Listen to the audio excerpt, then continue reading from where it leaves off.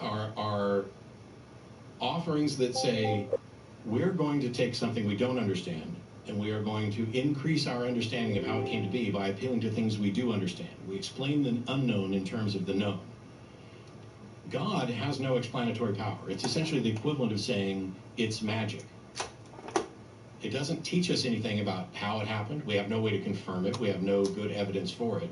And so when we look at the universe and we say, hey, I don't know how this happened, how is it different for you to say, I'm going to believe God did it, and for me to say, I'm going to believe it was the universe creating pixies, and for Eric to just say it was magic? How do we distinguish between those three to tell which? Because they're all reasons. They are.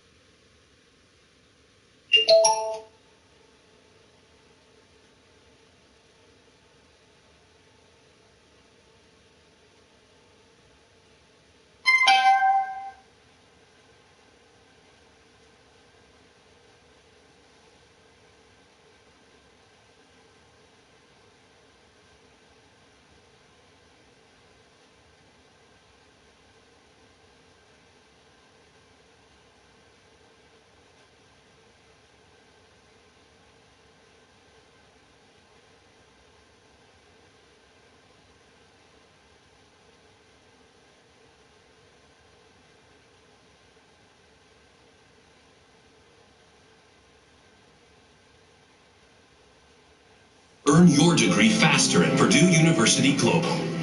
With over 175 online programs, there's one for you. Start today with a 3-week risk-free trial. Apply now.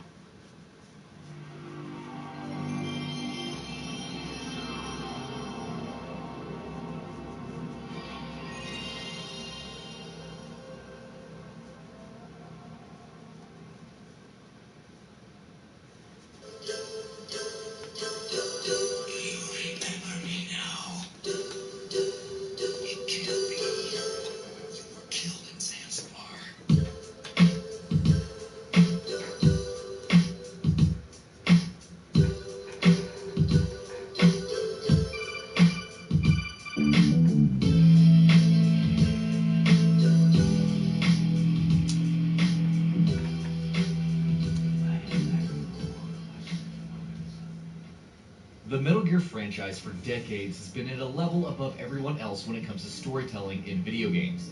Over the years, with every successive release, Hideo Kojima has managed to make it easier for people to argue in favor that video games are indeed a proper medium for storytelling. Many would argue that both the series and Kojima himself went rather far away from that approach with Metal Gear Solid 5, Ground Zeroes, and The Phantom Pain, with more focus on game design and emerging gameplay than storytelling. Still, others would argue that modern contenders like BioWare's Mass Effect, Naughty Dog's Uncharted and The Last of Us, and CD Projekt Red's The Witcher 3 have made equally important contributions to moving video game storytelling forward. And both those arguments would be right in their own way. But the one thing that remains indisputably true is the fact that the Metal Gear and Metal Gear Solid games have always been the frontrunners when it comes to pushing forward the cinematic quality on video games. However, despite that, a lot of people usually have one criticism in common for this series, that the story is ultimately a bit of a mess. Only the very keen-eyed fans who pay dedicated attention to the game's stories and follow several twists and turns with sincere devotion are able to keep the entire storyline straight in their heads. Kojima has a habit of throwing curveballs at his audiences, and they're not always too grounded in reality, so it makes sense that for a lot of people, it's hard to keep track. To that effect, we're going to start off this multi-part feature. We're going to take a look at the Metal Gear story from start to finish in chronological order, in order to make it a little easier, hopefully, for those who are not entirely familiar with the series' lore and narrative, as well as those whose memories just need to be refreshed. Obviously, there will be spoilers ahead, but you knew that going here. Chronology. Scientist named Sokolov, who is the Soviet Union's foremost weapons developer, defects to the US, requesting that his family also be allowed to defect with him, and the mission turns out to be a success. However, things change considerably after the fateful events of the Cuban Missile Crisis, and the US agrees to return Sokolov back to the USSR in secret as part of negotiations between the two nations. He is taken back to a facility called the Design Bureau, where he is tasked with finishing work on a weapon that he had previously been working on.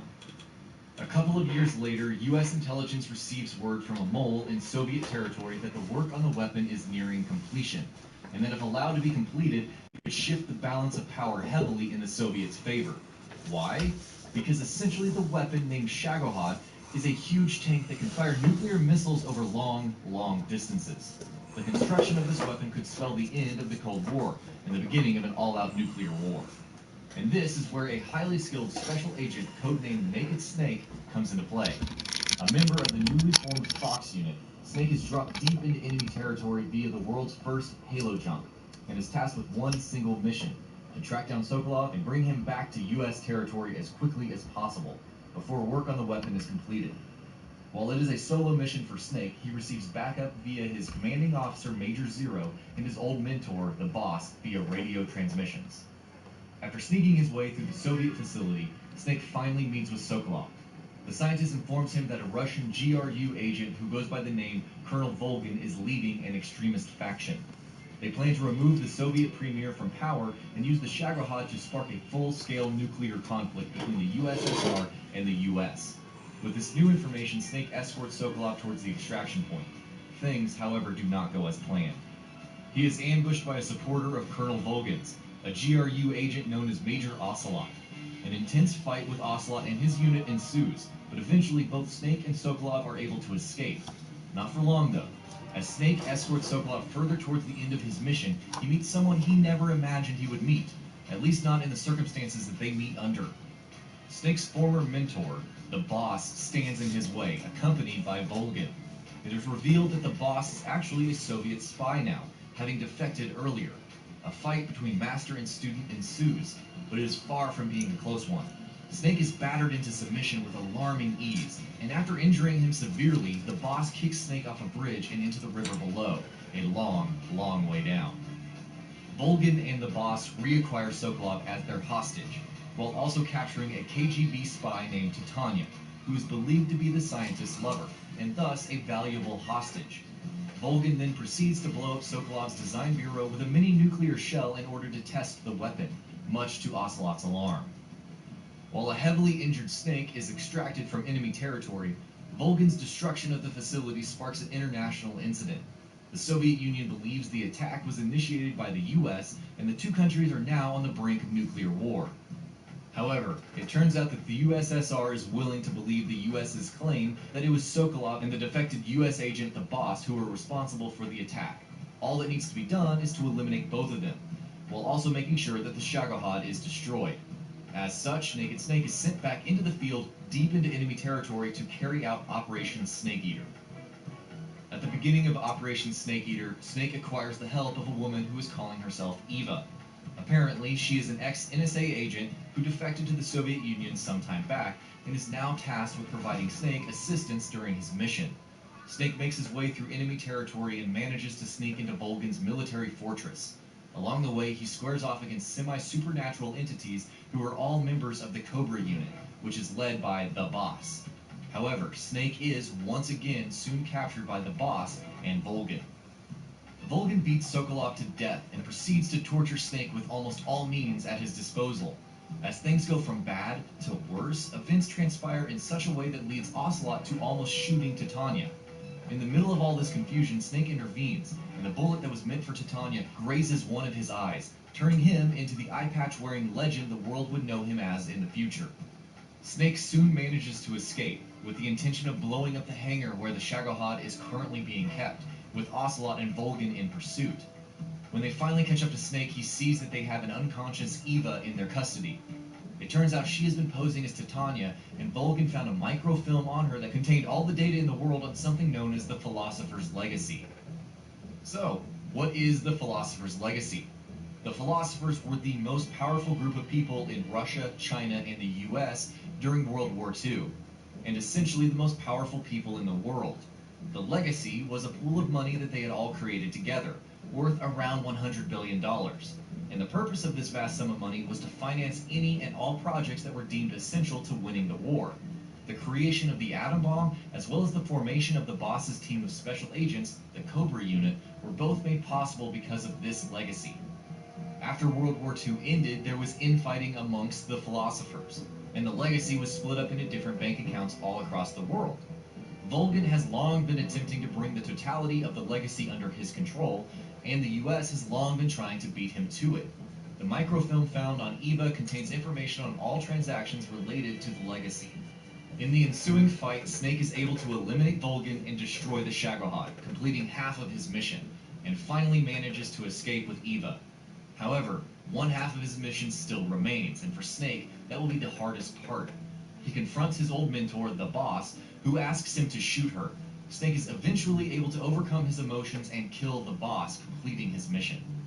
And just when you think the most harrowing spy mission of all time is finally over, Metal Gear Solid 3 throws more curveballs your way than you can imagine. Eva leaves Snake while he is sleeping in the middle of the night, with a tape on which she has recorded several startling revelations. First off, it is revealed that Eva is actually a Chinese spy, a triple agent of sorts, and was sent into Soviet Russia to acquire the microfilm and bring the entirety of the legacy under China's control. It is then revealed that the Boss never really defected to the Soviet Union either. She was undercover in Volgin's unit with the aim to infiltrate his ranks, find the location of the legacy, and bring it back under American control. After Volgin destroyed his weapons facility with a nuclear missile, though, her mission had to be changed. She agreed to take the fall for the incident, knowing that she would have to be killed by Snake so that the US could prove their innocence in Volgin's attack. To the world, she will always be the monster who almost sparked a Third World War, and no one will know about her acts of heroism and sacrifice except for a select few people.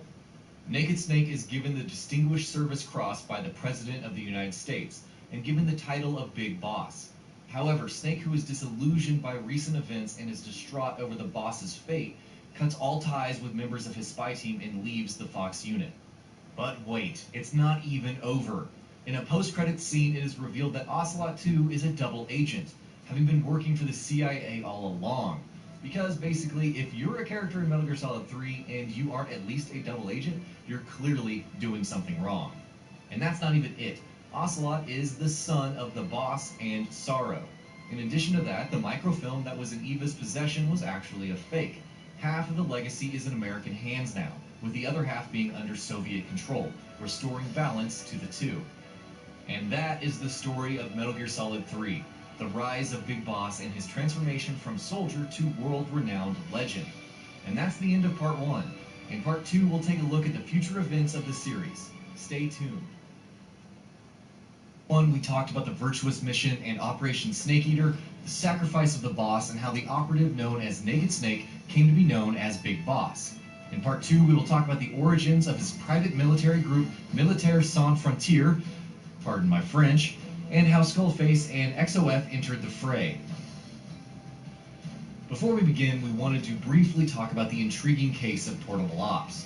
The 2006 stealth game for the PSP was not directed by Hideo Kojima. However, according to some interviews, Kojima has outright said that some of the elements are part of the saga. However, this is a myth. We will explain this in detail and why this has led to some confusion. During a Twitch interview with Jeff Keighley, Kojima was asked whether Portable Ops is considered canon, and he stated, "That is a very difficult question. For Portable Ops, I was a producer, so of course I saw the planning. I went through all of the game, but I didn't write the story myself. So some of the details are a bit off. So I would put it, when you dive into the details, there are several small things that don't seem to be, according to the overall Metal Gear saga, that seem to be outside of this world.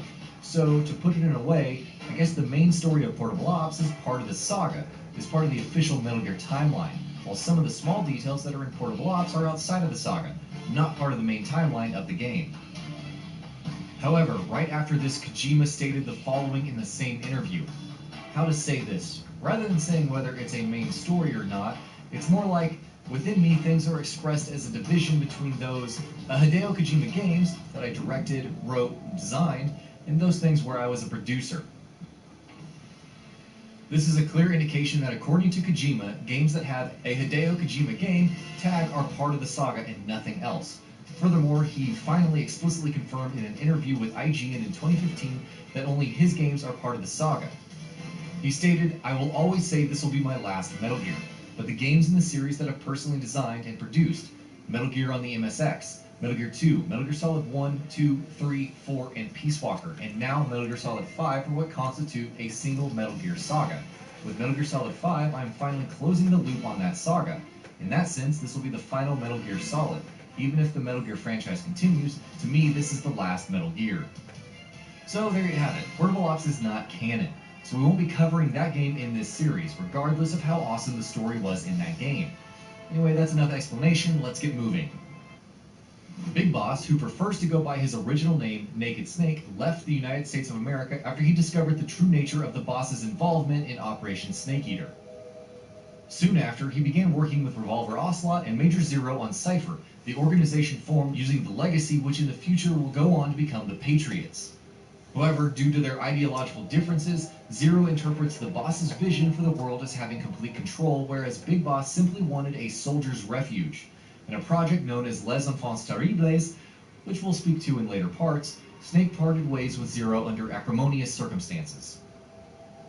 It is now 1974, 10 years after Operation Snake Eater, and Snake, with Kazuhiro Miller, has found a private military group known as Militaire Sans Frontières, translating to an army without borders, based off the coast of Colombia. Kaz and Snake soon received two visitors, potentially clients for the MSF. They are Ramon Galvez Mena, a renowned Costa Rican scholar, and a girl named Paz Ortega, who is his student. Galvez wants to hire the MSF to look into and ultimately push back an armed force that has entered into and occupied Costa Rica, who themselves cannot do anything about it thanks to the peace constitution and the fact that they're not allowed to bear arms. Snake, however, suspects that Galvez is actually allied with the KGB, and when the professor is confronted with this allegation, he accepts it, informing them that Paz is unaware of these facts.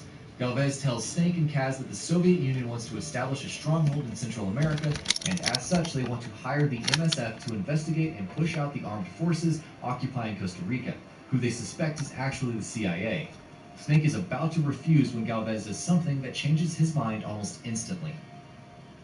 A few days earlier, Paz has been captured by the mysterious force, the CIA, while she was looking for a lost friend, and then consequently imprisoned and tortured.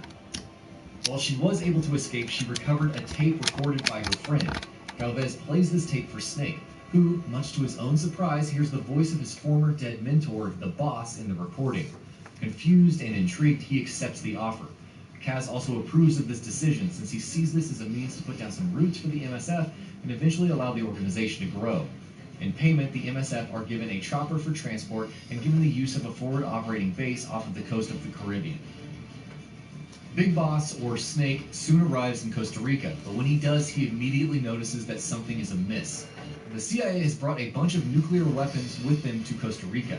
Snake realizes that he needs more intel on the territory and geography of the region and enlists the help of the Sandinistas, refugees who are actually Nicaraguan guerrilla fighters led by Amanda Valenciano Libre. However, Amanda's little brother Chico is soon kidnapped by the CIA's forces.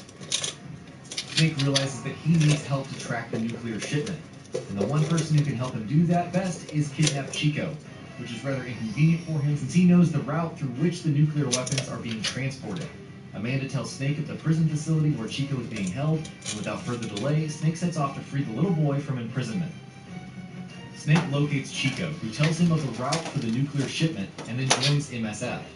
When Snake arrives at the facility where the nuclear weapons are supposed to be held, he finds out that they've already been transported elsewhere. His excursion to the facility is not in vain, as he makes some other discoveries.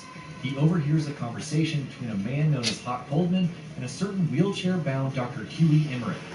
Huey has created a bipedal nuclear tank known as Peace Walker, and Hot Coldman, who is the CIA station chief of Central America, plans to use Peace Walker to launch a nuclear weapon as part of something known as Project Peace Walker, which will eventually help him return to his original post as director of the CIA. The engineer Huey is hesitant to agree with Coldman's plans and does not see eye to eye with him. The conversation between the two soon turns into an argument before Coldman finally leaves.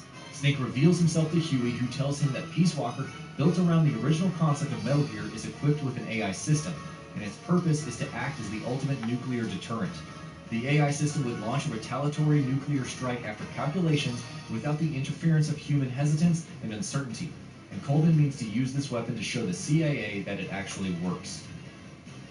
Huey, who does not agree with Coldman's methods, agrees to join MSF and informs Snake of the nuclear weapons and Peace Walker's location, and tells him to look for Dr. Strangelove, the woman who designed the AI system around which Peace Walker functions. When Snake finally finds Strangelove, though, he makes some startling discoveries. Even before that, while en route to Strangelove's location, Snake comes across a woman in distress, a French ornithologist named Cecile. She tells Snake that she's come to Costa Rica a week earlier in order to study the native Quetzal bird, and while recording the bird on a cassette player, she accidentally also recorded the voices of two women in conversation, and as a result of which she was captured and imprisoned by armed soldiers before she managed to escape. Snake realizes that the tape she is talking about must be the one in Paz's possession, the one that features the voice of the boss, and that Cecile must be the friend Paz mentioned earlier.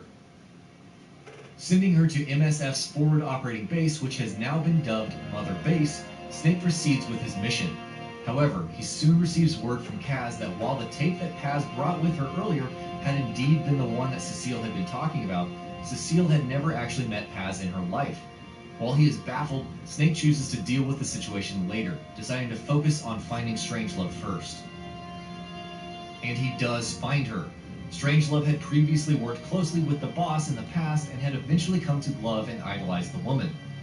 As such, she held a deep resentment towards Snake for the boss's death. She built an AI modeled around the boss's personality, and it is the very AI that now controls Peace Walker. Believing that as the finest rational human mind she has ever known, the boss's AI would be capable of selecting the most suitable targets for nuclear retaliation no matter what.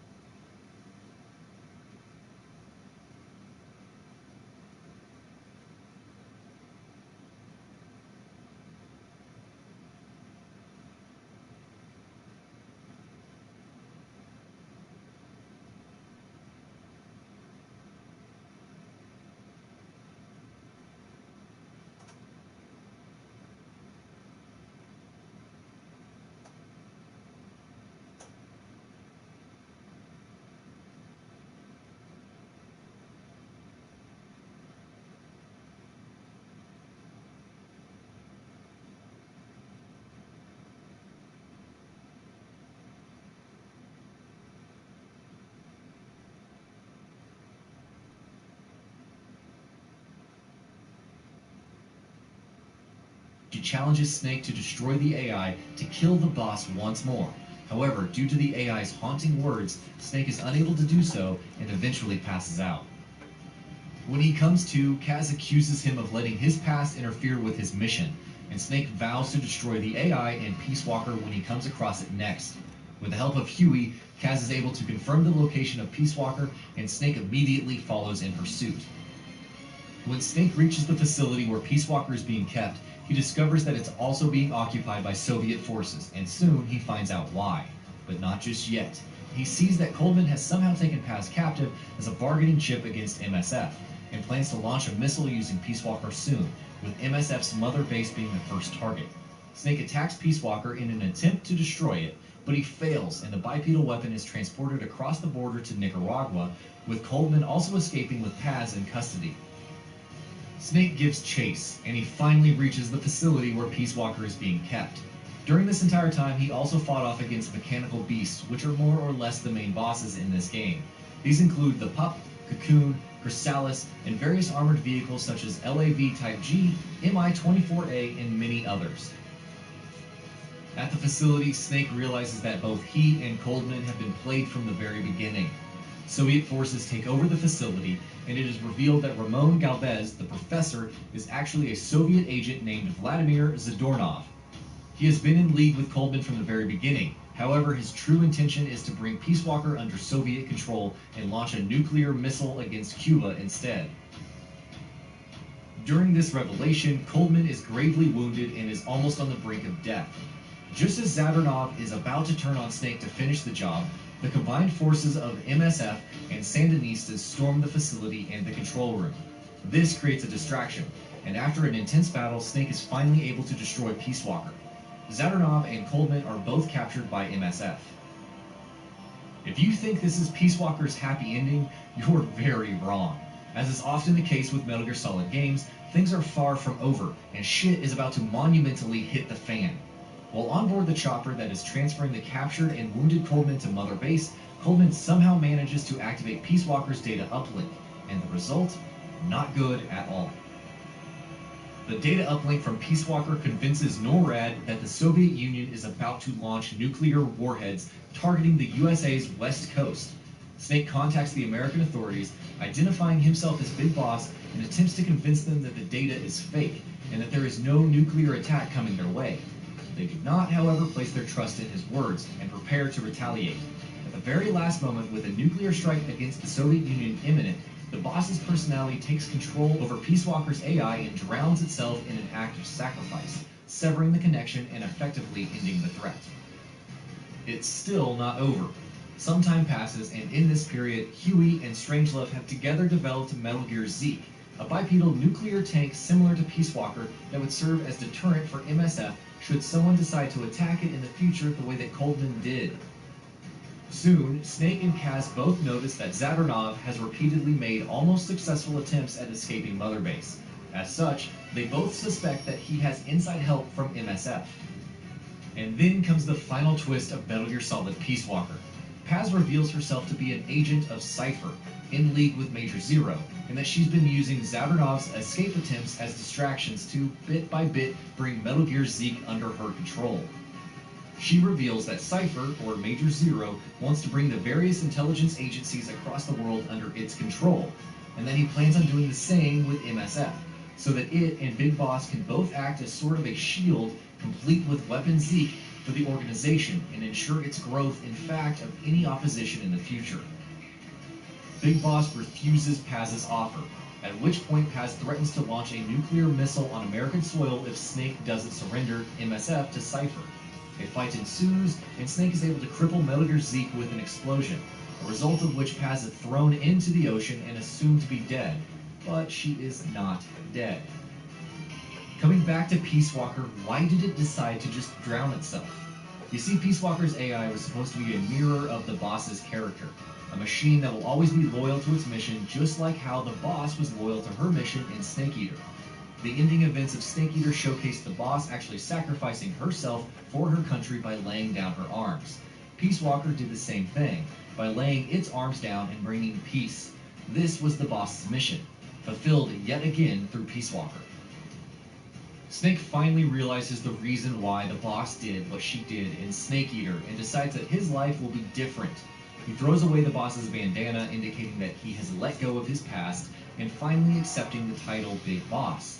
Furthermore, Kaz also reveals to Snake that he was in cahoots with Cypher and tells him that he only did it because he wanted MSF to grow and become a profitable business and a force to reckon with.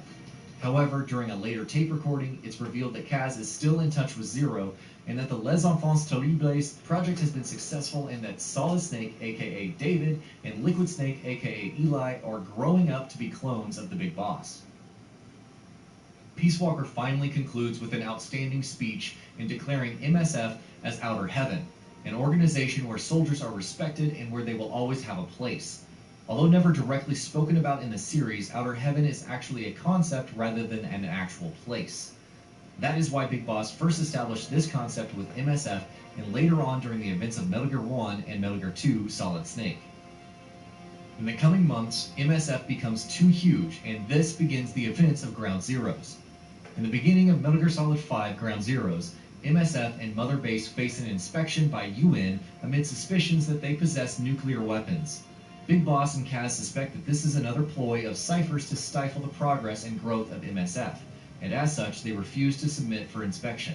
However, secretly, Huey contacts the relevant authorities and tells them that MSF will submit for inspection and hide Zeke underwater. When Big Boss and Kaz learn that the inspection will indeed go underway, they begin preparing, sending all non-essential personnel off base. However, their preparations are halted when Miller receives word that Paz Ortega is alive and has been captured by a certain individual known only as Skullface, who is the leader of XOF. What is XOF? XOF is a covert unit of elite super agents that work for Cypher, but Skullface, their leader, has been trying to break free of Major Zero's control for a long time, with the intentions of ultimately taking both him and Big Boss out of the equation for good. Matters get even more complicated when Kaz informs Big Boss that Chico, who has been in love with Paz for some time, attempted to rescue her and got captured himself. Both of them are being held by XOF at Camp Omega. Snake is inserted into Camp Omega with the mission to rescue both Paz and Chico, aware full well that it would be a setup by Skullface, but left with no option but to rescue them. Unbeknownst to him, Chico, under severe duress and torture from Skullface, has revealed the location and some other important information regarding Mother Base to XOF. Snake successfully extracts both Paz and Chico. Chico, during the confusion, notices a scar in Paz's belly, and they realize that there is a bomb inside of her. The MSF medic successfully manages to extract the bomb from inside her stomach and throws it off of the chopper. However, when he arrives at Mother Base, he sees that the UN inspection was a ruse by Skullface to get into MSF's base. As a result, Mother Base is now under attack by XOF's forces and is being battered. It's an absolute slaughter, and Snake manages to escape the base with Chico, Paz, Kaz, and an MSF medic on a chopper. However, a delirious and remorseful Paz informs them that Skullface planted another bomb inside of her, and in an attempt to save Big Boss from the explosion, she jumps off of the chopper. The explosion still hits the chopper partially, making it crash, and as a result, killing everyone on board with the exception of Snake, Miller, and the MSF medic. Snake falls into a coma and wakes up 9 years later, with only one thing in mind: revenge. Don't you die on me, damn it! He be stopping! Do it now! Clear!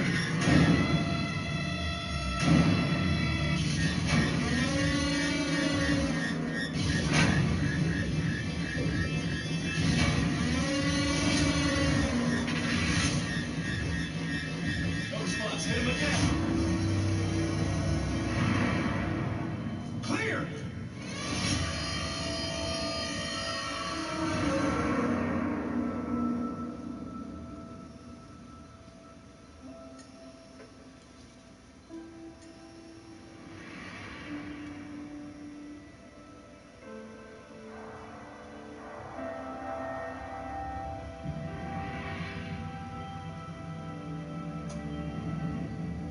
You've been in a coma for quite some time. Yes, I know.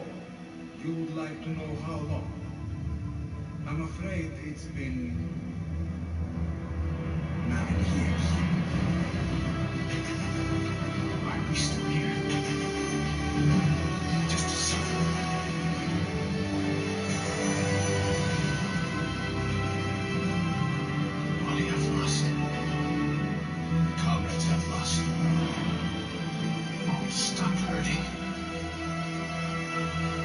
And that's it for part 2. When we return for part 3, we will talk about the aftermath of the destruction of Mother Base and the rise of Venom Snake in the Phantom Pain.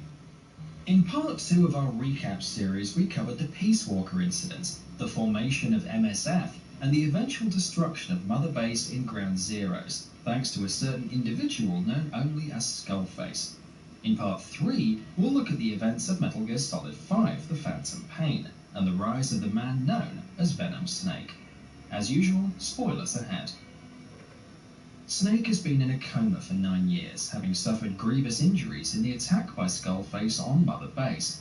He has, for instance, lost his left hand, which is later replaced by a prosthetic. He also has a piece of shrapnel stuck in his forehead, and it's always jutting out of him like a horn, making him look rather devilish in a very literal sense. When he wakes up, the doctor informs him that he's been in a coma for 9 years, and he is put through the paces in numerous medical examinations. However, the world does not want for the man known as Big Boss to know anything that even resembles peace, and soon enough the hospital becomes under attack. The doctor tending to Snake is strangled by a woman, Quiet, an assassin sent by Cypher. But as she turns her attention to kill Snake himself, he's rescued by a heavily bandaged patient, and by heavily bandaged we mean he has bandages covering his entire face like a mummy, who goes by the name Ishmael. The two of them get into a scuffle while Snake, or Ahab as Ishmael refers to him as, watches from his bed in a delirious condition, and the scuffle ends when the woman, who's been set completely on fire, falls from the window. That's not the end of the attack though. An entire strike force sent by Cypher is infiltrating the hospital with the sole intention of eliminating Big Boss. Not to mention the fact that 2 more people with supernatural powers, namely Tretij Rebenok, who is often called the Third Boy, and has psychic powers and goes on to be known as Psycho Mantis, and the Man on Fire, a beastly gargantuan figure who is completely engulfed in flames and whose real identity remains unknown, are also in the very same hospital, looking for Big Boss in order to kill him, making it very clear that this has all the makings of a bad night for Snake. Somehow though, after a number of close calls, Snake is able to escape the attack on the hospital with the help of Ishmael. The bandaged patient steals a hospital ambulance for them, and the two drive away in a hurry. However, Cypher's forces give chase, and as a result of gunfire from a pursuing chopper, Ishmael, who is behind the wheel, is knocked out, making the ambulance crash. Snake, once again having just come out of a coma after 9 years, loses consciousness. When he wakes up, he sees that Ishmael is gone, and realizes that his assailants are still looking for him. It is then that he's rescued by none other than Revolver Ocelot, who we last saw during the events of Metal Gear Solid 3. Ocelot tells Snake that he's a friend, and without wasting any time, the two of them climb on top of the man's horse and gallop away, with the Man in Fire and the Third Boy in pursuit. Ocelot is able to slip away from the two of them eventually, and when he does, he gives the newly awakened Snake the lay of the land. After the destruction of the MSF and Mother Base, Kazuhiro Miller started another mercenary company known as Diamond Dogs, and it was he who hired Ocelot to rescue Snake from the hospital. He also gave him one more mission though, to rescue him too. Miller and his Diamond Dogs have been doing wet work in the Soviet war-controlled Afghanistan for some time now, looking for clues as to the whereabouts of Cypher, and in the process, Kaz has gotten himself captured by Soviet soldiers. Once Snake gets outfitted with a new prosthetic arm thanks to Ocelot, the two of them make for Afghanistan. Snake sneaks into a Soviet camp in the war-torn region and manages to rescue Miller, who's been put through extreme torture. He's literally lost an arm and a leg, and if Snake had been just a few hours later, Kaz probably wouldn't have survived. When Miller takes Snake back to the Diamond Dogs' very own Mother Base 2.0 if you will, the two of them decide to exact revenge against Cypher for the destruction of MSF. However, Snake makes it clear that this isn't just about the past and about revenge. They are also fighting to build a future. Snake accepts the role of the leader of Diamond Dogs and adopts the codename Venom Snake as an indication for the lust for revenge that fuels not just his purpose, but that of the Diamond Dogs as well. Venom Snake's search for clues and information about Cypher sees him doing mercenary work, and undertaking a number of missions and operations across Afghanistan and the Angola-Zaire border in Africa. During the course of these missions, he battles against Soviet forces and plays a part in the civil war in the African region, where XOF soldiers also have a strong presence. He even has run-ins with Skullface's group of ghostly, supernaturally enhanced soldiers known as the Skull Unit. He also squares off once more against the tag team of the Third Child and the Man on Fire. While he's investigating a warehouse of sorts where it's believed that Skullface is conducting questionable experiments, and yes, once again they involve gruesome forms of torture, Snake is caught by Skullface, who, after a confrontation with him, escapes the area, ordering the Third Boy and the Man on Fire to finish off Snake. After an epic battle, Snake is able to subdue Fiery Beast for long enough to escape the area. Alternatively, Snake can call in a helicopter to escape or falter the Man on Fire.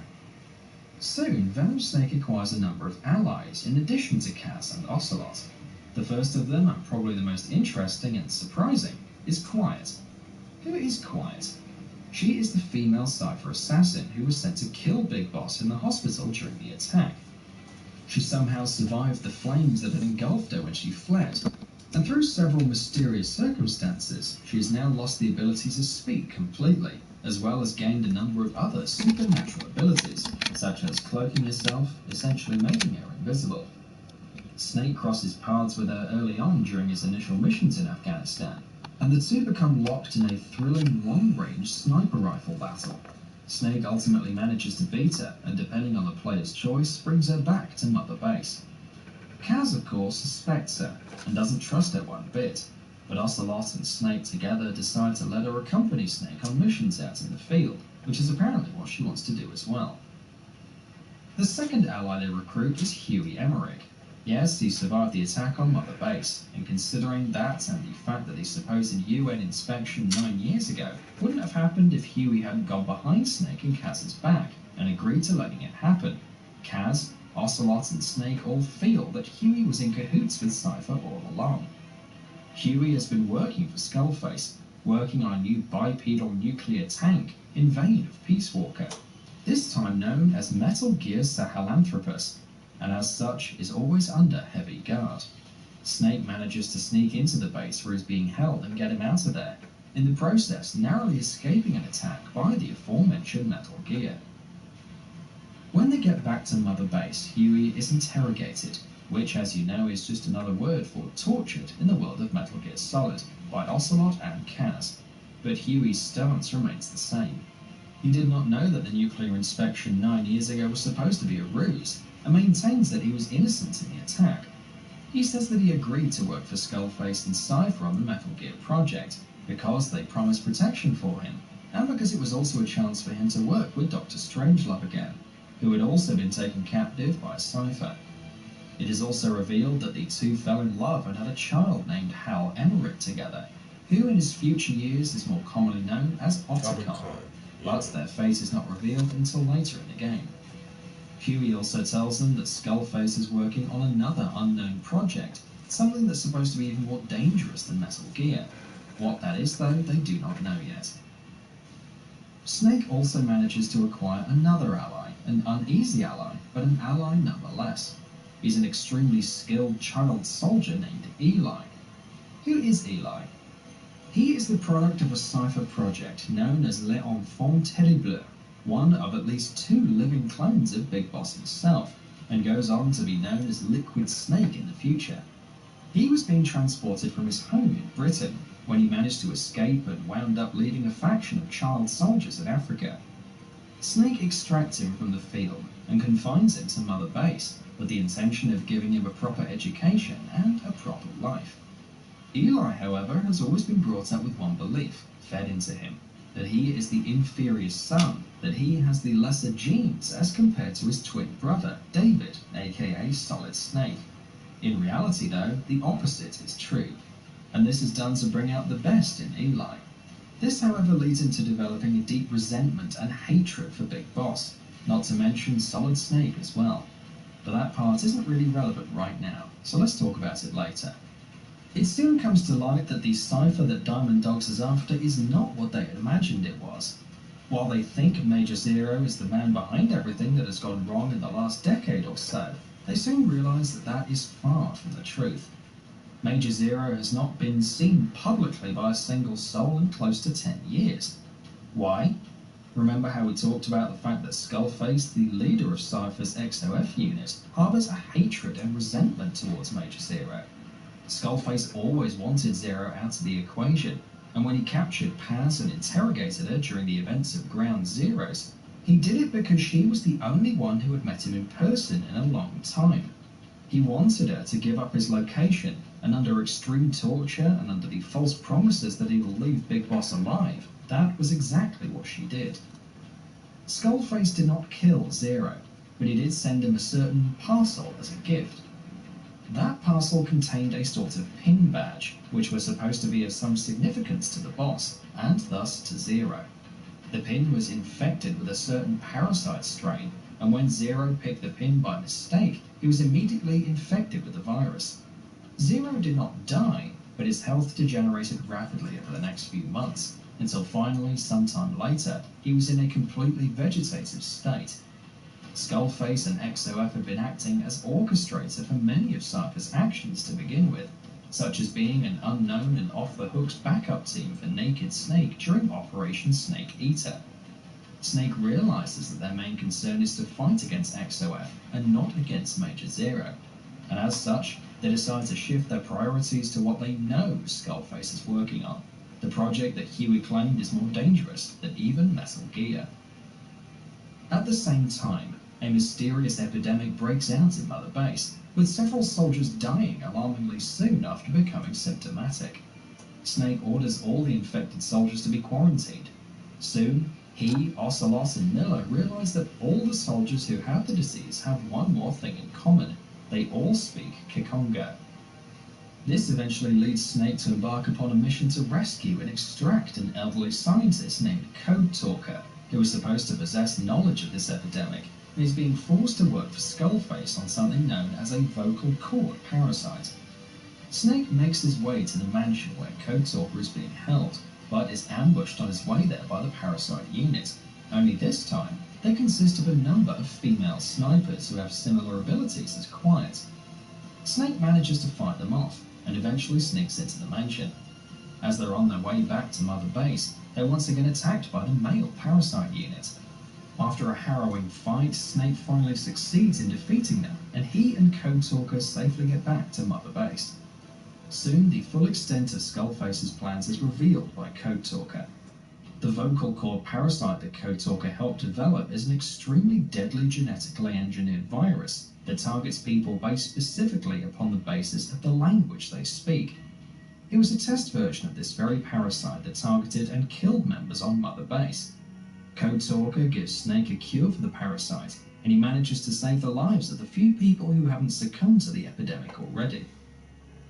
As for what Skullface wants with the vocal cord parasites, he believes that Major Zero's plans of uniting the world under Cypher were essentially the same as wiping out the several different cultures of the world, and forcing his own version of and ideal culture down upon them.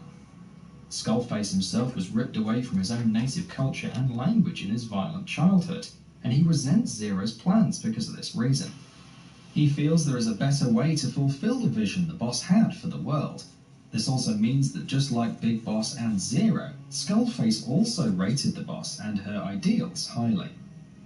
Skullface means to use the vocal cord parasite to target the English language and destroy it completely by killing anyone who speaks it, so that he can stop the dominance of any one culture and protect the several other cultural identities throughout the world. He supposedly has 3 vials containing the parasite. The second leg of his plan is to create and distribute Metal Gear weapons to countries and organizations throughout the world, no matter how big or small, in order to create absolute nuclear deterrence.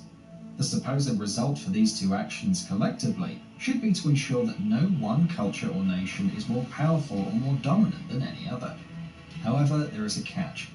Secretly, Skullface would retain control of any and all nukes he sells. How? Through Metal Gear Sahelanthropus. Ocelot, Snake, and Miller question Huey about the nukes, who eventually tells them that Skullface plans to activate Metal Gear Sahelanthropus. Determined to stop him before that happens, Snake travels to the base camp where Sahelanthropus is housed. Snake comes face to face with Skullface, and after a captivating sequence where the latter explains his full plans and motivations to the former in great detail in the back of a jeep, things finally come to a head. While Snake and Skullface are in the middle of this, is brought back up as well. No points for guessing. The third boy and the man on fire. Skullface, it is revealed, uses the third boy's telekinetic powers to control Sahelanthropus, since he was unwilling to insert an AI pod into the machine, eager to avoid making the same mistakes Hot Coldman did with Peace Walker. The man on fire, on the other hand, functions only on his lust for revenge. More specifically, revenge against Snake.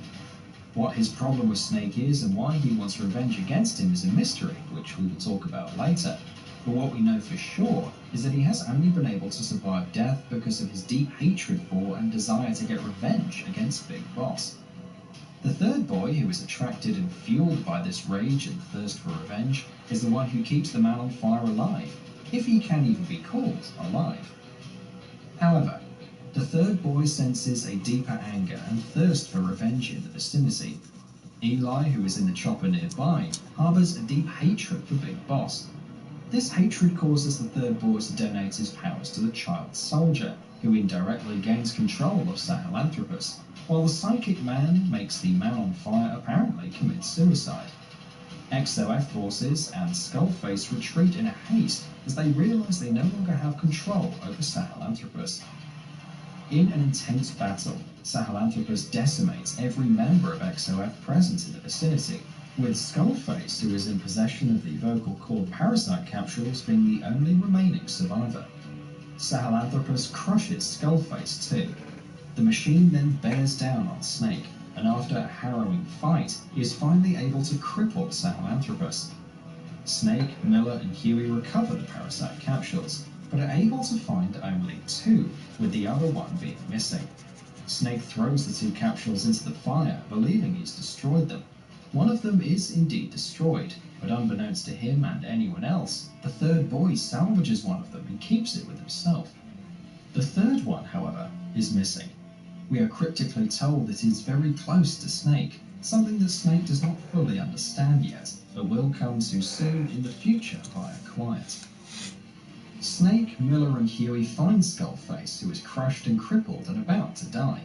Miller and Snake blow off one of his arms and one of his legs, replicating the injuries he indirectly caused to Miller while he was in captivity, and leave him to die, refusing to grant him the mercy of a quick death. However, in a bid to restore trust and faith in himself, Huey shoots Skullface in the head, killing him on the spot, before claiming that the Diamond Dogs finally had their revenge. They all return to Mother Base soon, with the mangled remains of Sahelanthropus in tow, showcasing their hard-earned victory against XOF to all soldiers of the Diamond Dogs, and finally getting their revenge on Skullface. Here she comes! Here she comes!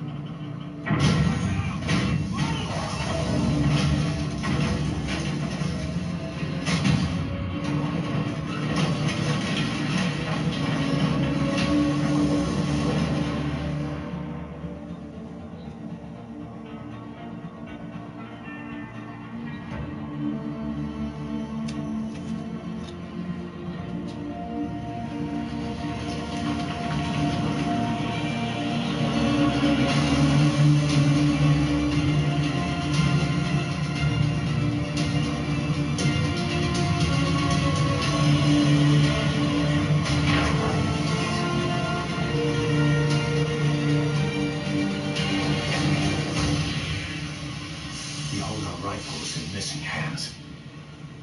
We stand tall on missing legs. We stride forward on the bones of our fallen. Then, and only then, are we alive.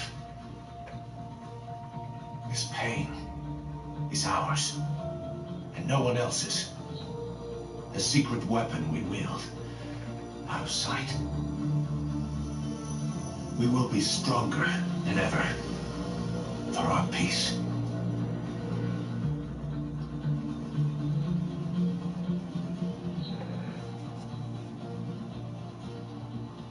Sahelanthropus will unleash that thirst unto the future. Those were his last words. Kaz. Pretentious to the end. Still, doesn't feel like this is over. And I'll never be whole again. Think that's it? That's only half of Metal Gear Solid 5: The Phantom Pain. Check back for Part 4 to see what happens next. In Part 3 of our recap of the Metal Gear series, we looked at the events that took place in the first half of Metal Gear Solid 5: The Phantom Pain. The war between Diamond Dogs and XOF, the demise of Skullface, and Venom Snake's acquisition of Metal Gear Sahelanthropus. In Part 4, we're going to take a look at everything that happens in the rest of the Phantom Pain, and talk about its hotly debated twists and reveals, and how it all connects with the original Metal Gear games. While the first half of the Phantom Pain has a very solid focus in terms of the story it wants to tell, with a clear beginning and a concrete ending, the second half of the game is much more open-ended in nature. You see, it's mostly about tying up loose ends, about answering the several questions and mysteries that the game builds up over the course of its 20 to 30 hours. Chapter 2 of The Phantom Pain begins with Venom Snake going back to locations he's already visited. After successfully completing a handful of these missions, Kaz Miller contacts Snake, telling him that he still doesn't trust Huey and that he wants concrete evidence to prove his innocence, or not, in the destruction of Mother Base 9 years ago one way or another. As such, Snake takes on the mission to sneak back into the base where Huey had originally been working on Metal Gear Sahelanthropus for Skullface. Why? Because, as it turns out, Huey had also kept the AI mammal pod that had housed the boss's AI during the Peace Walker incident in that base.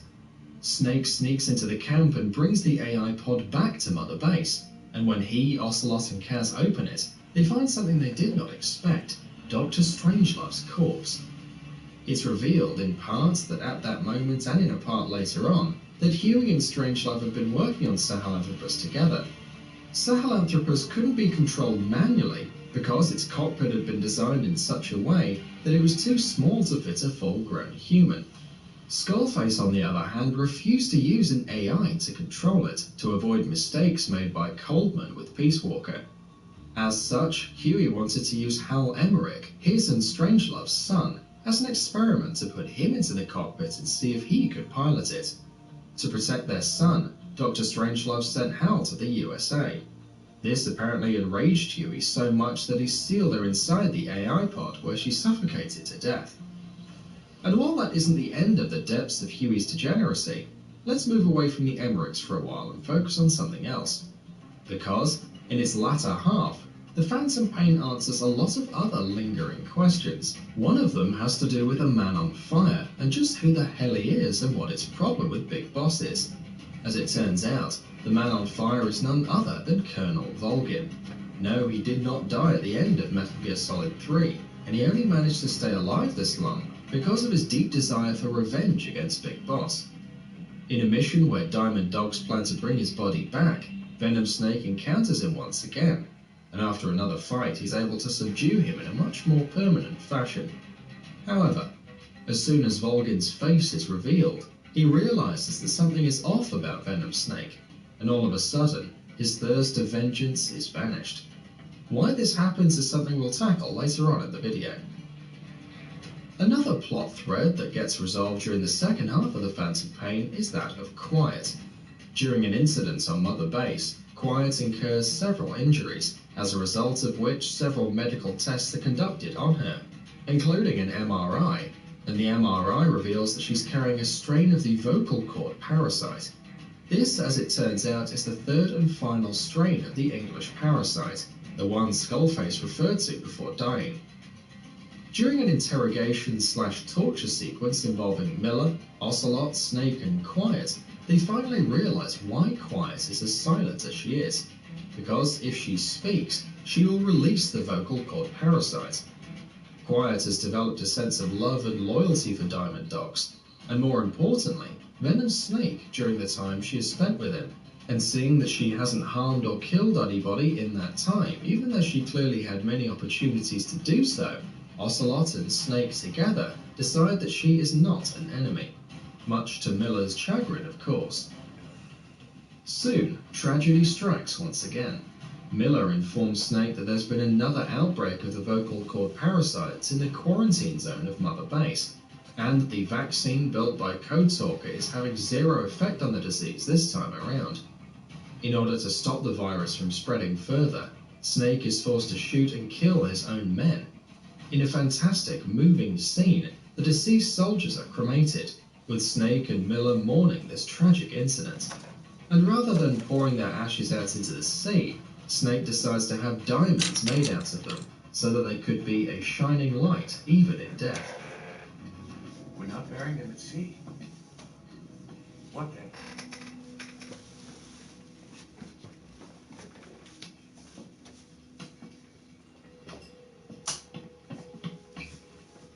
We'll make diamonds from their ashes.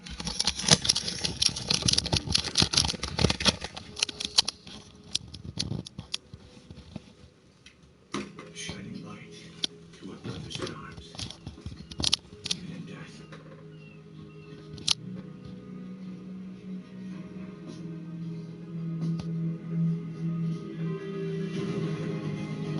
We are Diamond Dogs.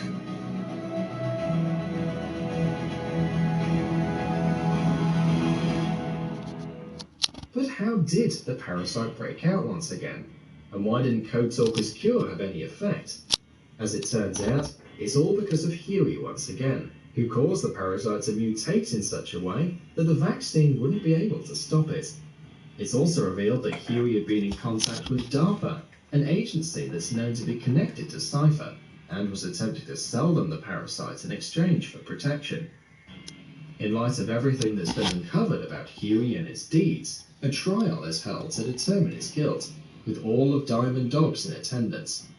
Huey is accused of mutating the virus, of killing his wife, and of having played a part in the destruction of MSF's Mother Base 9 years ago. And at the end of the trial, he's found guilty on all counts. The soldiers of Diamond Dogs demand to have him executed, but Venom Snake decides that they don't have the authority or the responsibility to judge the actions of an enemy. As such, he decides to have him exiled.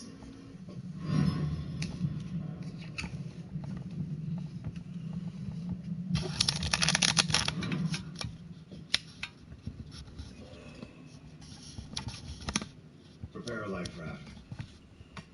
Big enough for one. Food and water, too. He's leaving. He's responsible for all of this! Think of all the men! He didn't lose a damn thing! This is the enemy! And he's here on his knees! You are right, he is not one of us. But we are not responsible to judge an enemy. He leaves Mother Base, and that'll be the end of it. Huey is later lowered onto a raft with some food and water and made to sail away from Mother Base, never to be seen again.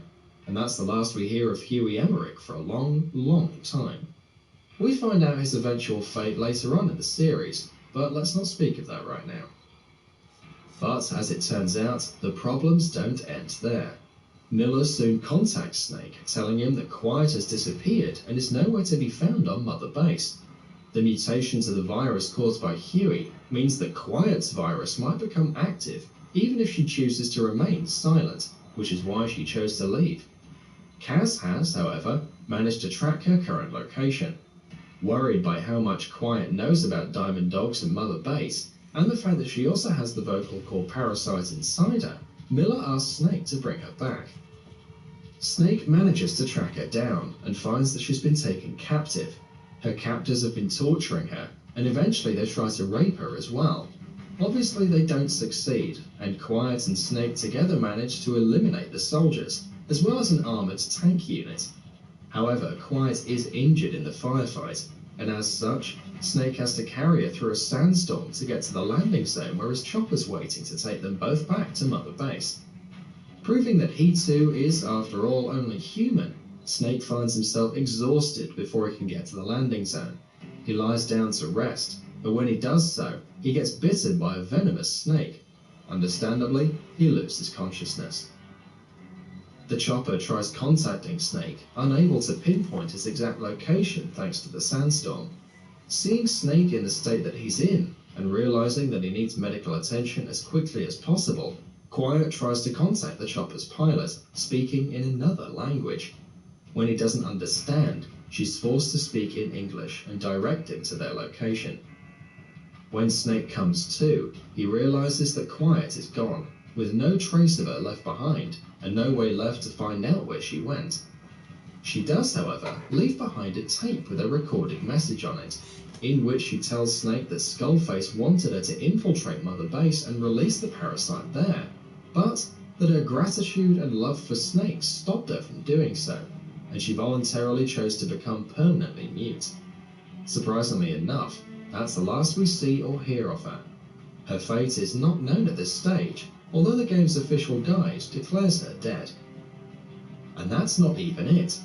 Remember how the third boy, who was basically in complete control of Metal Gear Sahelanthropus, was tied to the will of Eli, aka Liquid Snake, a child who harboured a deep hatred and resentment towards his father, Big Boss. As it turns out, we haven't heard the last of him. During an interrogation scene, Eli and the third boy take control of Sahelanthropus, and with several other child soldiers and a hostage pilot in tow, they fly away from Mother Base to a remote island in Central Africa. What's more, the third capsule of the parasite that the third boy had kept for himself is also with them. You don't need us to tell you why the entire thing is a massive shitstorm. Venom Snake travels to the island, where he realizes that straggling survivors of XOF have been tracking Sahelanthropus, and have followed it to the island as well, with the intention of taking it back for themselves. What's more, the entire island has been completely contaminated by the virus.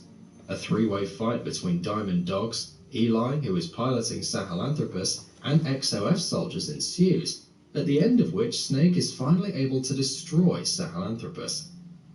Snake and Eli have a short chat, in which the latter showcases his hate for the former. During the chat, one of the medics realizes that Eli is infected with the vocal cord parasite, and he can't be rescued. As such, Snake decides to leave Eli behind, even as the boy shows his hatred for the man. Snake, in fact, doesn't even show him the mercy of killing him, telling him to finish himself off. This is a rather interesting scene to analyze, because in the entirety of The Phantom Pain, Venom Snake is shown to be as someone who will only use violence as a last resort, and generally has a big heart. He rescued child soldiers, animals, and even let Huey go. The way he leaves Eli to die further increases the hate of Eli towards Big Boss, a plotline that plays a major role later on in the series. Snake's followers leave the island, dropping a napalm bomb on it in order to purge the virus, and any possibilities of it spreading further out into the world. However, the third boy appears all of a sudden, and using his psychic powers removes the vocal cord parasite strain from Eli's throat. The bombs fall down, but only after Eli and the third boy make their escape. But that's still not it. Yes, we're saving the best, or the worst, for last. Because there's one final twist, one final massive reveal in The Phantom Pain that we haven't spoken about yet, but it looks like it's finally time. Venom Snake, the man who woke up in the hospital at the beginning of The Phantom Pain, the man whose story we follow all throughout the game, isn't really Big Boss at all. No, he's actually a body double of the legendary warrior.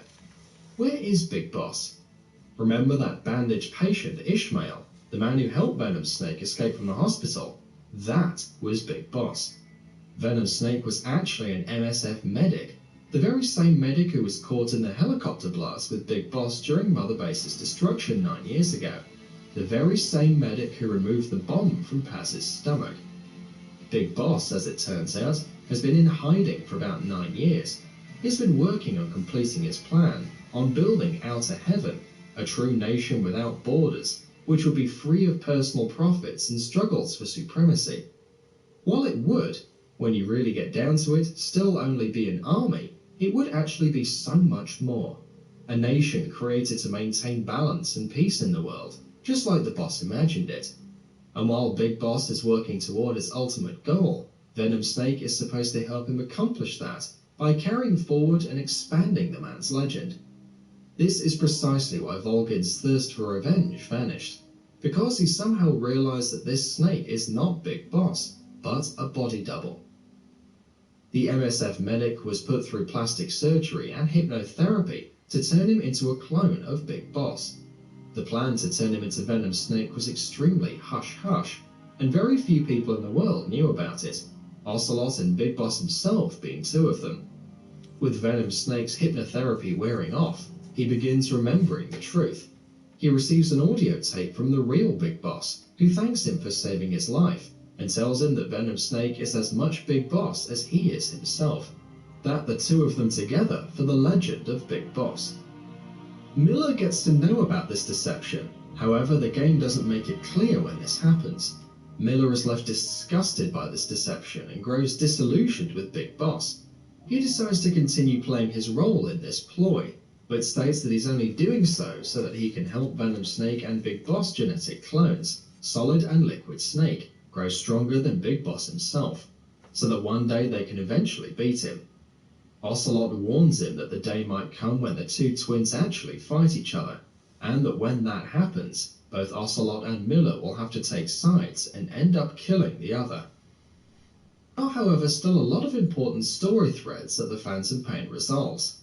As mentioned in the previous part, Major Zero's health condition is rapidly deteriorating, and in 1977, he visits the real Big Boss in the hospital while he's in a coma. During this one-sided conversation, Zero reveals how poor his health is, and that there's no way any can help him.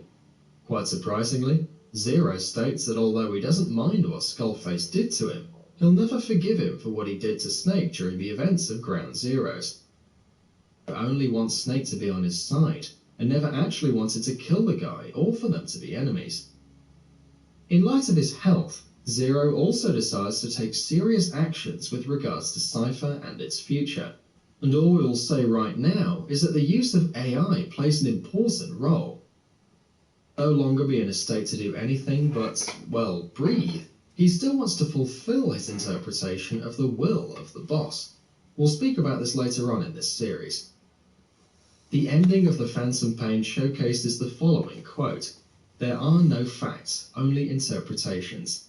As such, moving forward, we're going to delve a little bit into the realm of interpretation, ambiguous and open-ended as the ending is. One of the scenes in the game which is open to interpretation more than most is the one after Venom Snake finds out that he's a body double of Big Boss, and he's looking at himself in the mirror. It can be said that the scene doesn't play out exactly as it may seem, but that it is divided by a time leap, with the second half taking place years after the first. During the first half of the scene, Venom Snake listens to the tape left behind by Big Boss, in which the legendary warrior tells him that now they're both Big Boss. In this scene, as Venom Snake looks in the mirror, the logo of Diamond Dogs can clearly be seen in the background, indicating that it's still 1984. After he accepts the title of Big Boss, episode 51 takes place, and since Venom Snake that had a big heart is now dead, he leaves Eli to die. In fact, he's so happy with this decision to leave him that he looks himself in the mirror of the departing helicopter, smiling at the demon he's become. However, there are still traces of the old Venom Snake left in him.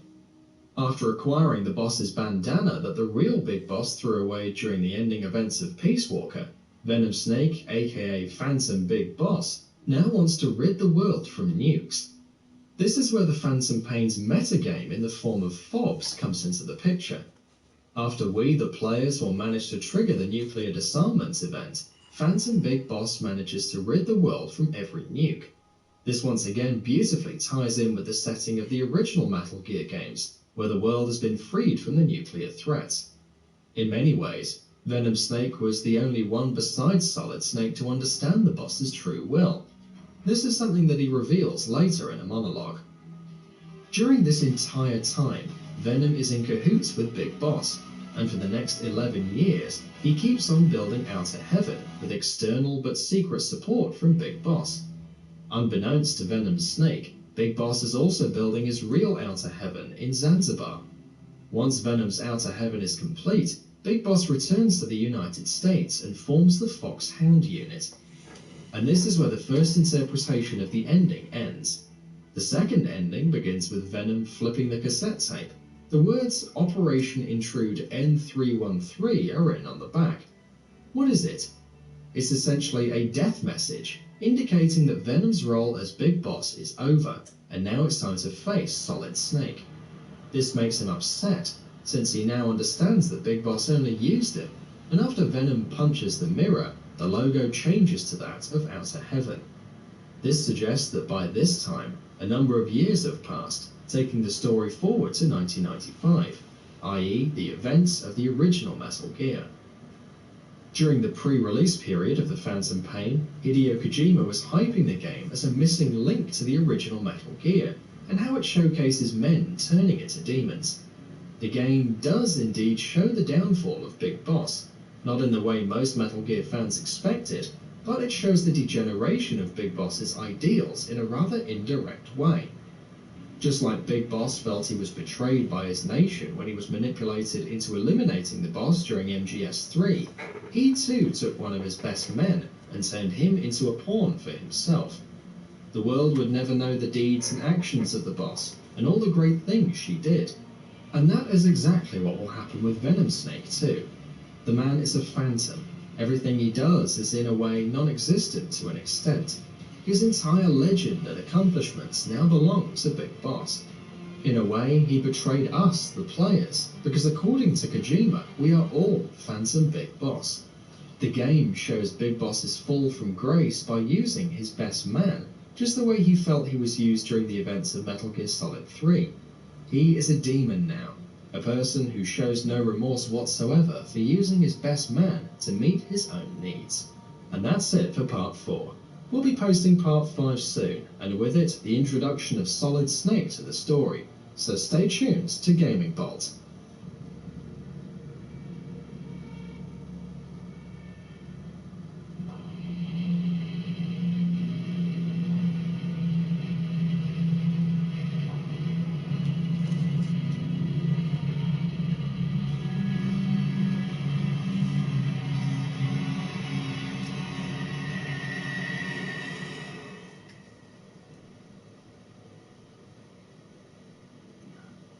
In Part 4 of our recap of the Metal Gear series, we took a look at the monumentous events in the second half of the Phantom Pain, while also talking about how the events of that game tie into future events in the series. In Part 5, we will take a look at Metal Gear and Metal Gear 2.